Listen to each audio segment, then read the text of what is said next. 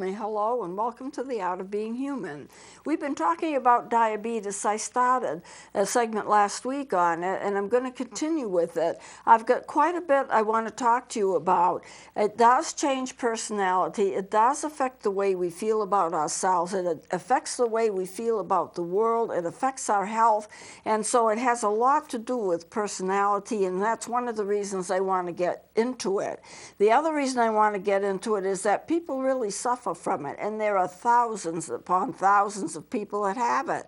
Some people don't even know that they have it. So it is a chronic disease. What do we consider a chronic disease to be? It's a disease that doesn't go away. You know, if you have it, you have it. It's going to be lifelong. I know some people try to control it with diet and exercise, and sometimes that's helpful.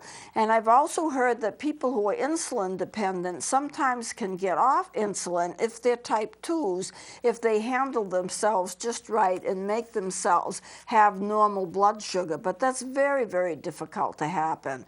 And so most people, when they get on insulin, it's a lifelong process. And I can remember I had been 13 years on pills, doing pretty well on pills, when the pills no longer worked. And then I had to go to insulin. And like most people, I resisted it. I don't want to live my life according to a needle. How am I going to get adjusted that I have to live my life around a needle? And when I first took my first insulin shot, I can remember my emotional reaction, which was, this is terrible. I have now become a dependent, an insulin-dependent diabetic.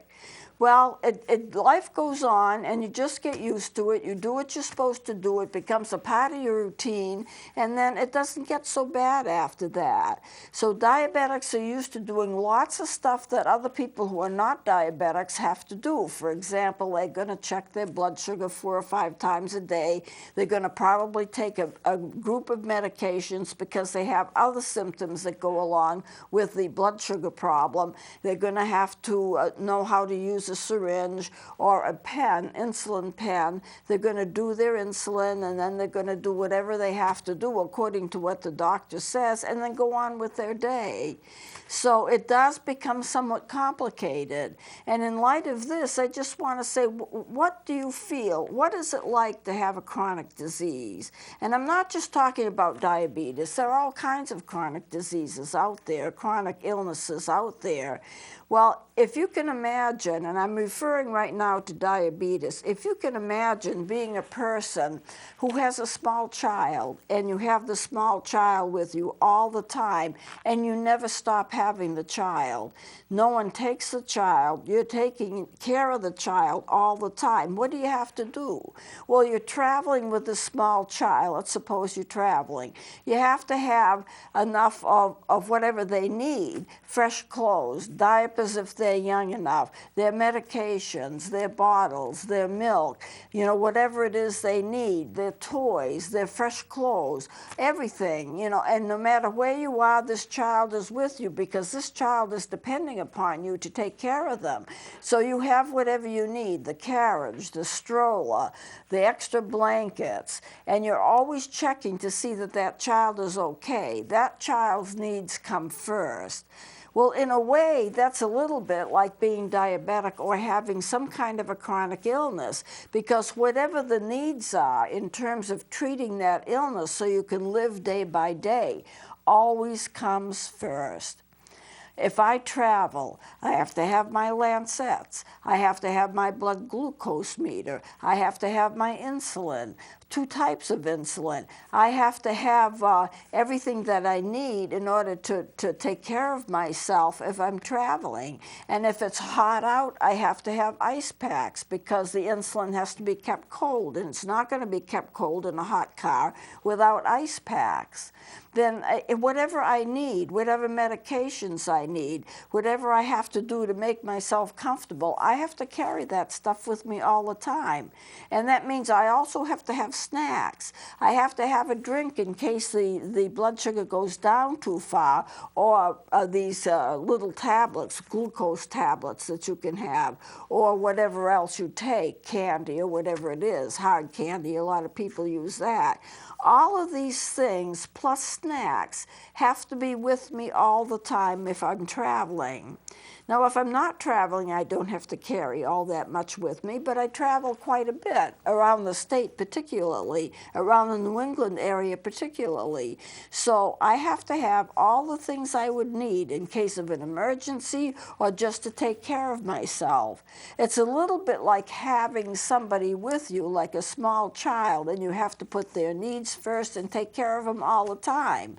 That is on your mind. If you have an illness like that, that is on your mind. Well, what if you're cancer? What if you have cancer? Your treatment, when you go for treatment, what kind of diet you're on. It's all a part of it, and you have to pay attention to that every day of your life until you're healed of it.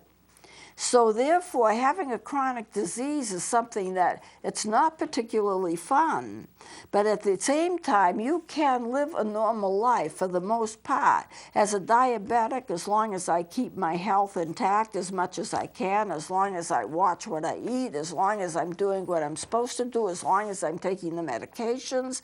I mean, it sounds like a lot, and it is a lot, but you can get used to almost anything if you make it a part of your routine. So if you are a diabetic, you just need to think about the routine that you're on and what you have to do and when you have to do it, and the doctor's appointments that you have to make, because they have to check you every so often, because you can't see what's going on in terms of your blood system or what's going on in your body, but blood tests reveal a lot. So if you can get used to just the routine of it and make it a part of your routine, you can live a life which is not bad. You know, I think I have a very good life. I may be old, but I'm still functioning. I haven't keeled over and died yet. So therefore, why shouldn't I have a good life? But I have to make sure I incorporate what I need to incorporate into my life in order to make it satisfactory and in order to keep me healthy. But this is true of children. Children get cancer, children get diabetes, children get chronic illnesses, and they have to be cared for, and they have to learn how to help themselves. I had a woman come into me in tears, and in my office in tears, and I wondered what was bothering her. Well, her little girl, who was about 5, was not acting right, and she had to drink water all the time, and she just didn't feel good. And someone said, well, at least you don't have to worry about diabetes, because she plays well, and she's very active, and she was very active. And then they checked her because she just wasn't doing well, and the doctor came in and said, is any part of your family diabetic? This was a diabetic child, and her blood sugar was very, very high, and she was considered to be type 1 juvenile.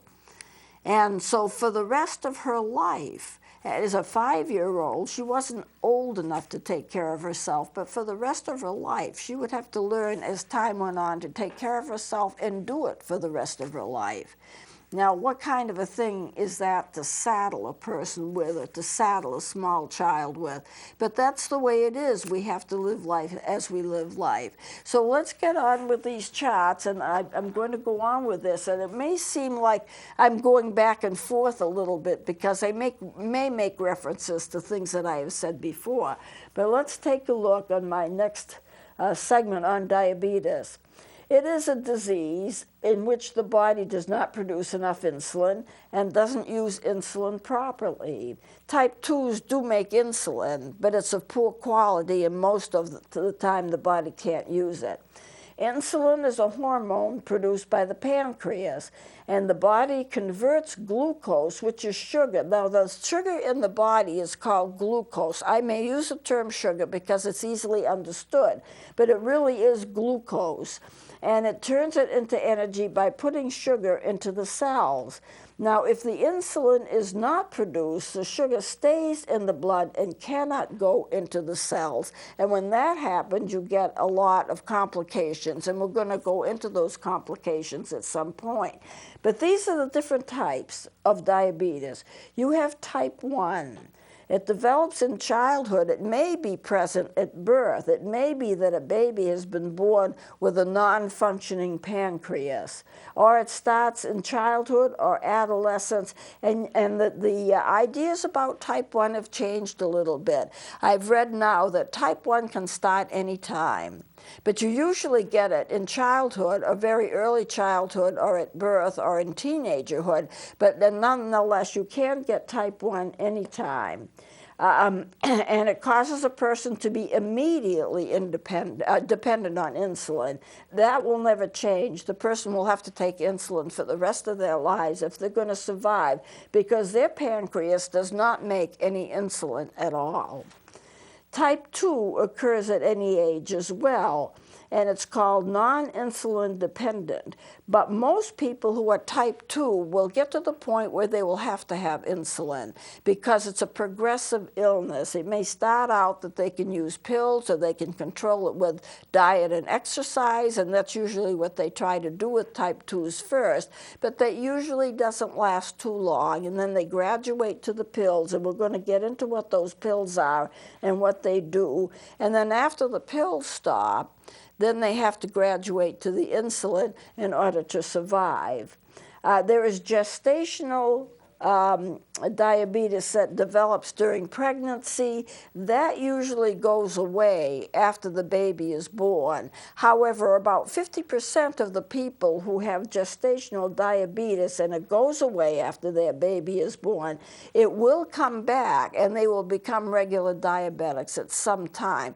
Maybe not immediately, maybe a few years down the road after the baby is born, they become diabetic. And then you have pre-diabetic or borderline conditions where you're almost there, you're just about at that line, but the thinking has changed on that too. Instead, they don't talk too much about borderline, because they do talk some about pre-diabetes. It's before you get to the point where you are diabetic, but you're getting closer and closer. You have unstable blood sugar, and it's up and it's down. But they don't talk a lot about a borderline situation, because the thought is you either have it or you don't. And that's been my thinking about it. Pre-diabetes, well, if you're at the point where you need to cut down and keep your blood sugar in check because it's getting too high, then you're diabetic. You may as well say that you're diabetic. Now, how do they diagnose diabetes? Well, what they do is they give you a blood test, one blood test a week for 2 weeks. You don't have to have, a blood test every day, but they will take a fasting blood test once a week for about 2 weeks. And if you are consistently high, too high, on each one of those tests, consistently, consecutively, then it's considered to be a confirmed diagnosis of diabetes. I know when I was diagnosed, the doctor thought I had diabetes. I mean, it was pretty obvious I did. I had no clue I was. I didn't have any of the usual symptoms that people get, except that I kept having foot infections, and having infections is also one of the signs. But I didn't connect it with anything. It's just, well, I got another infection, we'll have to fix it. It didn't even dawn on me that I might have diabetes. But my doctor checked it and said, you know, you're too high, and we got to check. I think you're diabetic. And when he went out to the office, he arranged for me to go to the hospital and have lab work done, a fasting blood test, one week and one the next week. And he said, I'm considering this to be a newly diagnosed diabetic.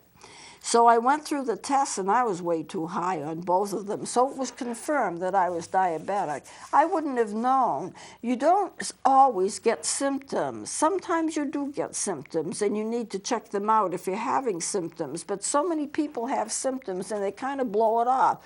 Oh, yeah, I'm tired. Oh, yeah, I'm thirsty. I saw a man who came to me for severe depression. He was very, very depressed. And we talked about his background, and we talked about the things in his life that might make him depressed. And I'm not revealing any confidential information here. I'm not telling you anything that he told me, but I was basically treating him for depression. And then one day he came in, it was just a few weeks after I started seeing him, and he says, "You have no idea how thirsty I get." And then a light bulb went right on in my mind. I says, "Tell me more about this thirst."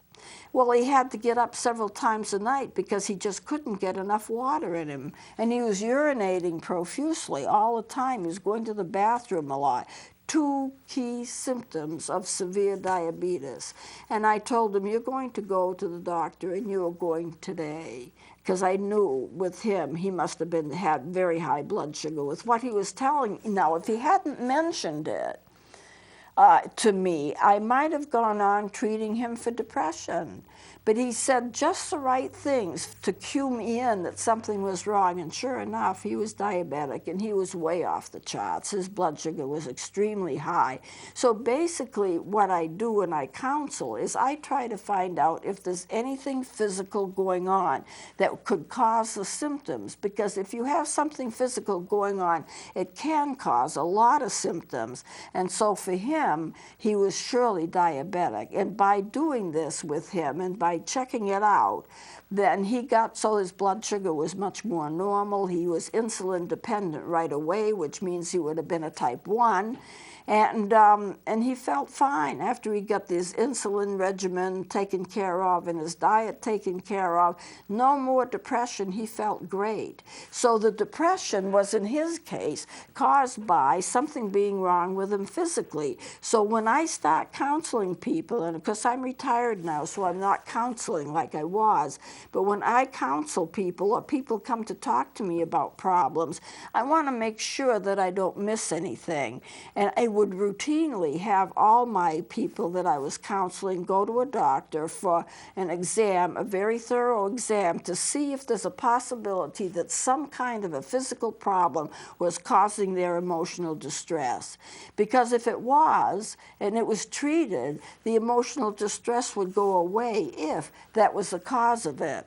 Now, in many cases, you need to have both counseling and help physically, because it's a combination of what's going on with you psychologically and what's going on with you physically, and it kind of melds together, so it's a case of needing help with both. But in some cases, in severe depression, it might be a physical problem, which can be solved by just knowing what the problem is and fixing the problem, and then the symptoms go away. Why make it hard if it can be made simple? That's what I think. So let's go back to the charts here. Here are the symptoms of diabetes, and we're talking basically about type 1, but type 2s will get these symptoms too. Frequent urination, hunger, fatigue, frequent infections, that was my problem, slow healing, not being able to heal well, excessive thirst, weight loss, and dry, itchy skin. Diabetics always have dry, itchy skin, and some of them break out in sores. I've seen people who are diabetics that have sores all over their body, and it's not because they're infected or they got bitten by a mosquito or whatever. It's a part of the skin problem that can occur when a person is diabetic. Here are some of the complications, and I know I've mentioned some of these before, but heart disease, stroke, blood vessel disease, high blood pressure, cholesterol, blindness. You can go blind being diabetic. I know one lady, they diagnosed her as being diabetic after she went blind. Fortunately for her, when they got her in control, her vision came back, but it's not a guarantee. Now, kidney disease, nerve damage, which is neuropathy, very common in diabetics, but the closer you are to normal blood sugar, the less apt you are to have symptoms of it.